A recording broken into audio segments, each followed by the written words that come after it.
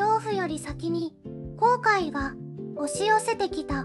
まだやり残したことがある。2026年の春、オーストラリアアウトバックの赤茶けた大地から始まったある老人の最後の旅の話だ。その男の名はアーサー、77歳。肺がんの宣告を受けた彼が残り少ない命を前に選んだのは豪華な病院のベッドでも静かな療養所でもなかった。ただ一つの小さな田舎町だった。誰もが息を飲んだ町の広場に一人の老人が立っていた。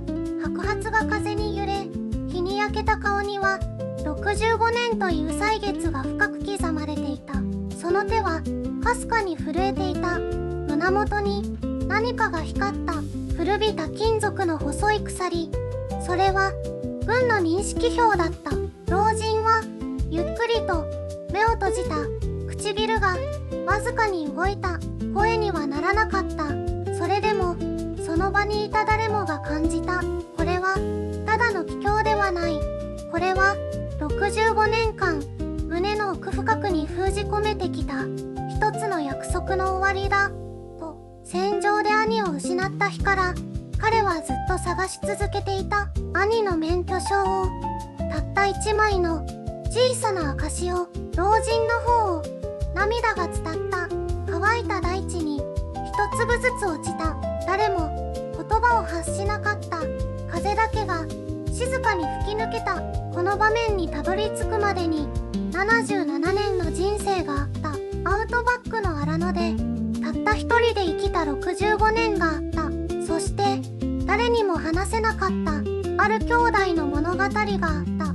次のパートではこの老人が何者でなぜ65年もの間故郷を離れ続けたのか、その孤独な生涯の始まりに迫っていく。老人の名はアーサー・ホワイトフィールド、77歳。オーストラリア生まれ。現在住所欄にはこう書かれている。ノーザンテリトリーアウトバック地区。それだけだ。番地も町名もない。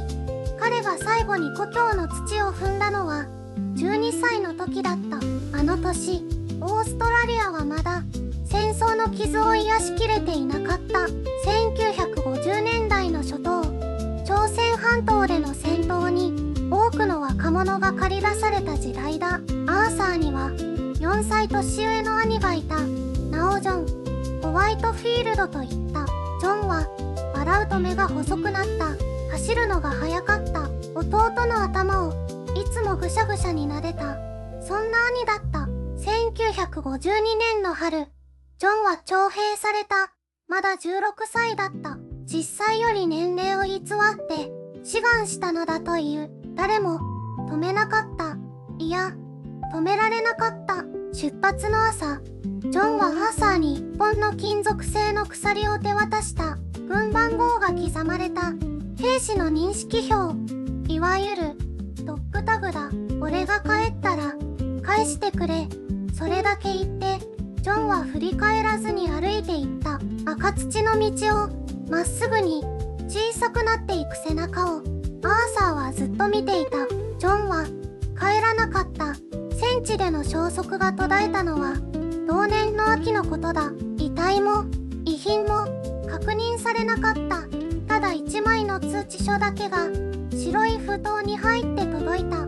戦死認定。その4文字だけが兄の最後だった。アーサーは泣かなかった。泣き方がわからなくなっていた。12歳の少年にはあまりにも重すぎる現実だった。その年の冬、彼は故郷の小さな町を出た。誰にも告げず、荷物一つだけを持って胸の内ポケットにはあの鎖がずっと眠っていた。65年間ずっとアウトバックの荒野でアーサーは一人で生きた。広大な牧場で牛を追い、乾いた風の中で年を重ねた。家族もなく友もなく、ただ兄への約束だけを抱えて。そして2026年の春、彼は肺がんと診断された。余命6ヶ月。老いた体に残された時間はもうわずかしかない。それでもいや、だからこそ彼は動いた。故郷の町へ向かうために、次のパートでは65年ぶりに故郷の土を踏んだアーサーがある人物と出会う。その出会いが全ての歯車を静かに動かしていく。バスが止まった。砂ぼこりが舞い上がる。窓の外に広がる景色は65年前と変わっているようで、どこか変わっていなかった。アーサーはゆっくりと立ち上がった。膝がきしむ。肺が重い。それでも足は前へ出た。バスのドアが開いた瞬間、乾いた風が頬を打った。懐かしい匂いがした。赤土の草の古い記憶の匂いだった。街は小さかった。記憶の中よりもずっと小さかった。舗装されていない道がまっすぐ伸びている。数軒の店が肩を寄せ合うように並んでいる。人の声がどこかから聞こえた。アーサーは胸に手を当てた。シャツの下に硬いものの感触があった。65年間肌身離さず持ち続けてきた兄の軍番号札だった。ここで何かが待っている。根拠はなかった。ただ確信だけがあった。彼が最初に足を踏み入れたのは町の外れにある古い教会だった。壁の塗装が剥がれ、木製の扉は歪んでいた。押しても引いても扉はすぐには開かなかった。手伝いましょうか、声がした。振り返ると白髪混じりの女性が立っていた。年は70代半ばか。細い体にエプロンをかけていた。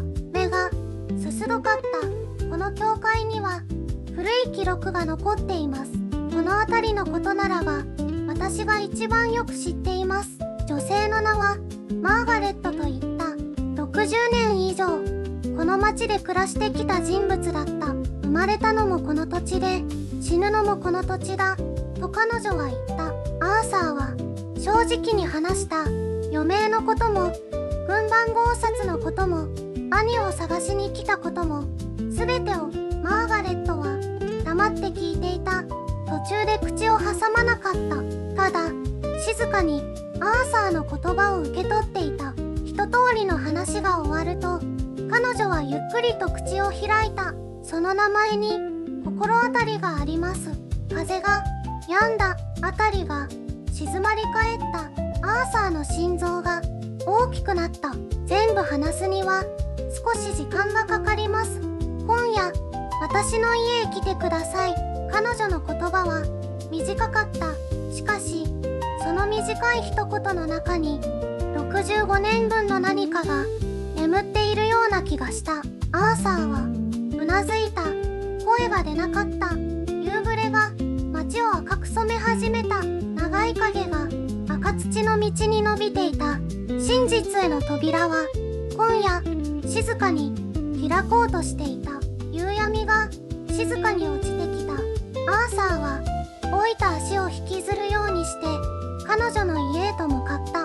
赤土の道は夕日に染まりまるで燃えているようだった。マーガレットの家は小さかった。古い木の扉、色あせた窓枠。それでも内側から灯りが漏れていた。その暖かさがアーサーの胸をじわりと締め付けた。扉を開けると古い木の香りがした。テーブルの上には紅茶が2つ並べられていた。まるでずっと前から待っていたかのようにマーガレットは静かに椅子に腰を下ろした。アーサーも向かいに座った。しばらくどちらも口を開かなかった。あの分番号はと彼女はやがて言った。私の兄のものです。アーサーの手が止まった。息が詰まった。兄は戦場で死にませんでした。彼女は続けた。帰ってきたのです。でも壊れて帰ってきた。その言葉が空気の中でゆっくりと沈んでいった。65年間アーサーが胸元に抱いてきた軍番号表。それは戦場で拾った見知らぬ兵士の遺品だった。持ち主を探し続けて65年が過ぎた。兄は10年前に亡くなりました。マーガレットの声は震えていた。でも、あなたが持ってきてくれた兄のかけらを持ってきてくれた。アーサーは何も言えなかった。ただ、目が熱くなるのを感じた。彼はゆっくりと胸元から分番号表を取り出した。65年間肌身離さず持ち続けた古びた金属の板。それを両手で包み、マーガレットの前に差し出した。彼女の手がそっと重なった。冷たかった。しかし、確かなぬくもりがそこに宿っていた。窓の外ではオーストラリアの夜が静かに広がっていた。満天の星が赤土の大地の上にこぼれ落ちそうに輝いていた。アーサーは思った。探し続けてきた65年間は無駄ではなかったと。形は違えど届けるべき場所へたどり着いたのだと。二人は長い間そのまま座っていた。言葉はいらなかった。ただ古い紅茶の湯気だけが二人の間で静かに漂っていた。その夜、アーサーは初めて安らかな顔をした。肺の奥の痛みも今だけは遠くに感じられた。残された時間の中に小さなしかし確かな幸せが灯り始めていた。その翌朝、アーサーは村の外れを一人で歩いた。枯れた草が風に揺れていた。空はどこまでも青かった。子供の頃、この道を毎日走っていた。兄と二人で競いながら笑いながら裸足のまま泥だらけになって家に帰った。母が呆れながらも笑っていた。あの頃の幸せは何か特別なものではなかった。夕暮れ時に食卓を囲む、それだけで十分だった。父の低い笑い声が家中に響いた。兄の肩が自分より少しだけ高かった。アーサーは立ち止まった。目を細めて遠くの丘を見つめた。そこにあの頃の景色が重なって見えた。65年という時間は長い。しかし幸せの記憶だけは色褪せなかった。むしろ年を重ねるほど鮮やかになっていった。それがかえって苦しかった。肺の奥が鈍くいたんだ。アーサーはゆっくりと息を吸い込んだ。赤土の匂いが懐かしかった。幸せだったのは本当にあの頃だけだったのか。ふとそんな問いが浮かんだ。アウトバックで過ごした無数の夜明け、誰も見ていない大地に静かに訪れる朝の光。孤独だったが確かに何かを感じていた。あれもまた幸せの一つだったのかもしれない。形が違うだけでどこかにぬくもりはあった。だがその静かな日々を突然試練が打ち砕いた。医師の言葉は短かった。余命は長くない。それだけだった。あの瞬間、世界が静止したように感じた。音が消えた。光が遠のいた。手に持っていたコーヒーカップがやけに重かった。恐怖より先に後悔が押し寄せてきた。まだやり残したことがある。まだたどり着いていない場所がある。その思いがアーサーをこの村へと運んだ。今こうして立っている兄の記憶が眠るこの土地に届けるべきものを届けた。この場所に幸せとは遠い過去だけにあるのではなかった。終わりの近くにもこうして火が灯る。アーサーは胸元に手を当てた。分番号の刻まれた金属はもう手元にない。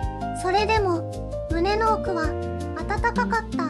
残された日々は短い。しかしもう一人ではない気がした。誰かが旗にいてくれる気がした。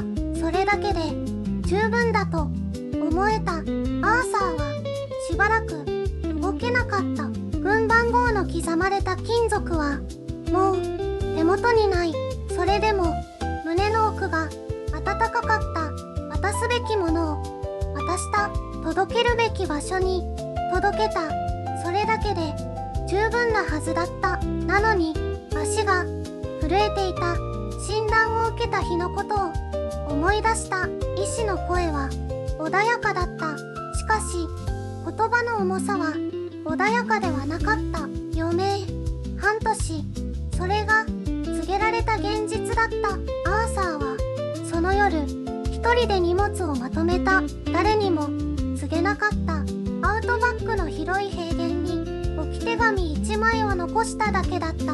65年共に過ごした赤土の大地、その大地に背を向けた夜だった。旅の途中、一度だけ引き返そうと思った。バスの窓から見知らぬ荒野が流れていた。体が重かった。咳が止まらなかった。もう意味がないかもしれない。そう思った瞬間、隣の席に老いた女性が座ってきた。彼女は何も聞かなかった。ただ黙って毛布を1枚渡してくれた。寒そうですよとそれだけ言った。アーサーはその言葉に胸が詰まった。65年ぶりに誰かに気にかけてもらった気がした。荒野で一人黙々と働いてきた年月の中にそんな瞬間はなかった。だから涙が出た。声もなく、ただ静かに窓の外の景色が滲んだ。その女性は次の停留所で降りていった。名前も知らない。もう会うこともないだろう。それでもあの毛布のぬくもりは確かにアーサーの背中を押した。旅を続けた。故郷の村に着いた日、アーサーは長い時間村の入り口に立っていた。変わったものと変わらないものが混ざり合っていた。記憶の中の景色とは少し違った。それでも土の匂いは同じだった。子供の頃に嗅いだあの匂いだった。兄のことをずっと一人で抱えてきた。誰にも話せなかった。話す相手がいなかった。けれどこの旅の中で初めて思えた。抱えてきたものを下ろしてもいいと。残された日々は短い。それでも今アーサーの中で何かが静かに変わり始めていた。変わることへの恐れがあった。アーサーはずっと変わることを避けてきた。同じ場所で同じ仕事を同じやり方で繰り返してきた。それが彼の生き方だった。アウトバックの荒れ地では変化は命取りになる。乾いた風も突然の嵐も油断した瞬間に人を飲み込む。だから彼は変わらないことを信条にしてきた。65年間そうやって生き延びてきた。けれどその旅の中でアーサーは気づいていた。自分が守ってきたのは安全ではなく孤独だったと。変わることを拒むことで誰かを近づけることも拒んでいたと。兄のドナルドが戦場に消えた日、アーサーは12歳だった。見送った記憶がある。駅のホームで手を振った。兄は振り返らなかった。それが最後だった。その日からアーサーの中で何かが止まった。悲しむこともできなかった。泣くこともできなかった。ただ日々をやり過ごすことだけに集中した。感じないようにすることが生き延びる方法だと子供心に覚えてしまった。それが癖になった。人を遠ざけることも感情を閉じることも全部あの駅のホームから始まっていた。今になってやっとわかった。兄の軍番号を刻んだあの細い金属の紐、胸元に下げ続けたその重さの意味が、それは形見ではなかった。許しをこう証だった。見送ったあの日、もっと引き止めればよかったという消えない後悔の証だった。しかしこの旅で何かが変わり始めた。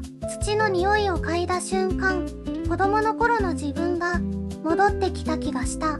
まだ何も失っていなかった頃の自分が兄と並んで丘を走り回っていた。あの頃の自分がその記憶は痛かった。同時に暖かかった。失ったと思っていた時間が消えたわけではなかった。ただ深いところにしまい込んでいただけだった。扉を自分で閉めていただけだった。残された日々はもう多くない。肺の奥の痛みがそれを教えていた。毎朝目覚めるたびに体がそれを静かに告げてきた。それでも今アーサーは思った。遅すぎることはないかもしれないと。扉は今からでも開けられるかもしれないと。変わることへの恐れより変わらないまま終わることへの恐れの方が今はずっと大きかった。分番号の紐をそっと握った次の朝、アーサーはある場所へと足を向けた。アーサーの足はゆっくりとその扉の前で止まった。古びた木の扉、塗料は剥がれ、蝶番は錆びていた。しかし確かにそこにあった65年前、彼が最後に見たあの扉が息を吸った。胸が痛んだ。肺の奥から鈍い熱が広がった。それでも手を伸ばした。ノックは3回。沈黙が続いた。風が吹いた。枯れ草が足元を転がった。返事はなかった。もう一度叩こうとした。その瞬間だった。扉が内側から開いた。立っていたのは老いた女性だった。白髪を後ろに束ね、シワの深い顔に大きな目が光っていた。アーサーを見た瞬間、その目が止まった。あなたは女性の唇が小さく動いた。エドワードの弟さんですか。世界が揺れた気がした。アーサーは声が出なかった。胸の奥で何かが崩れるような音がした。エドワード、兄の名前。65年間誰の口からも聞いたことがなかった名前が今この場所で呼ばれた。女性は震える手で一枚の紙を差し出した。色あせた小さな紙だった。折り目が何重にも入り、端は破れかけていた。それでも文字は読めた。兄の名前、兄の生年月日、そして兄の署名、免許証だった。アーサーが65年間探し続けた兄の免許証がここにあった。戦争が終わった後、女性は静かに話した。エドワードさんが私の父に預けていったんです。弟に渡してほしいと。でもあなたはもうこの村にいなかった。涙が頬を伝った。アーサーは気がつかなかった。ただその紙を両手でそっと受け取った。兄は知っていた。弟がいつか戻ってくることを。だからここに残していった。65年という時間をかけて兄の言葉がようやく届いた。胸の分番号の紐を握った兄と並んで刻まれたあの2つの番号を。もう泣いていた。声を出して泣いていた。オーストラリアの乾いた風の中で77歳の老人が少年のように泣いていた。遅くはなかった。間に合った。泣き止むまで時間がかかった。村の老木の下でエドワードはしばらく動けなかった。手の中の兄の手紙、胸の分番号の紐、その2つをただ握りしめていた。風が吹いた。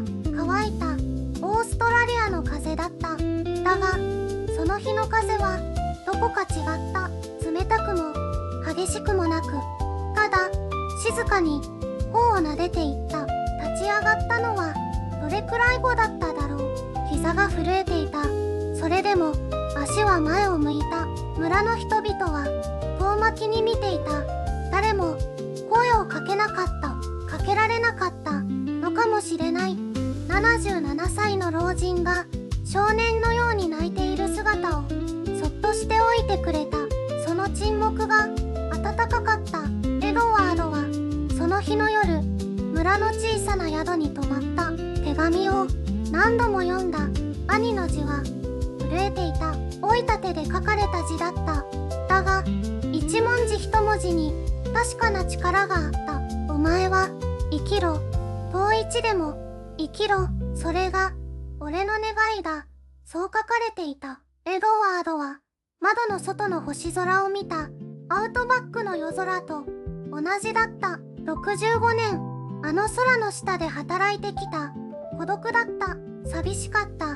それでも生き続けたのは、もしかしたら兄の声がどこかで聞こえていたからかもしれない。翌朝、医師から電話があった。検査の結果、治療の選択肢が一つ残っていると言われた。確率は高くない。だがゼロではなかった。エドワードは少しの間黙った。それから静かに言った。やってみますと。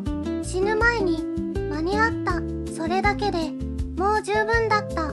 だがまだ終わりにしなくてもいいかもしれない。兄の言葉がそう思わせた。分番号の紐を首からそっと外した。初めて外した。手のひらに乗せて2つの番号を眺めた。兄の番号と自分の番号。ずっと一緒だった。これからも一緒だ。ただもう隠さなくていい。胸にしまわなくていい。エドワードの顔に静かな光が宿った。泣き顔でも笑顔でもない。ただ穏やかな人間の顔だった。65年かけてようやくたどり着いたその顔だった。65年間胸の奥に押し込めていたものがある。エドワードはそれをやっと空の下に出した。隠さなくていいと気づいた日が人生で一番静かな日だった。人は何かを抱えて生きる。重いものを誰にも見せずにただ前へ進む。それが強さだと思い込む。けれど本当の強さは違うのかもしれない。手のひらに乗せた2枚の番号。兄の番号と自分の番号。どちらも本物だった。どちらも消えることのない命の証だった。故郷の土を踏んだ時、彼は兄を見つけた。記録の中ではなく人の記憶の中に生きていた兄を。65年越しに兄は名前を返してもらった。エドワードは重さを下ろした。どちらもようやく息ができた。あなたにも胸の奥にしまったままのものがあるかもしれない。言えなかった言葉、会えなかった人、届かなかった思い。それは弱さではない。ずっと大切に持ち続けてきたという証だ。エドワードが77年かけて学んだことは難しいことではなかった。隠さなくていいということ。一人で背負わなくていいということ。そして遅すぎる期間などないということだった。今日この物語があなたに届いたなら、ほんの少しだけ立ち止まってほしい。胸にしまったものをそっと取り出してみてほしい。光の中に出してみると、それは思っていたよりずっと綺麗かもしれない。エドワードの顔に宿ったあの穏やかな光のように。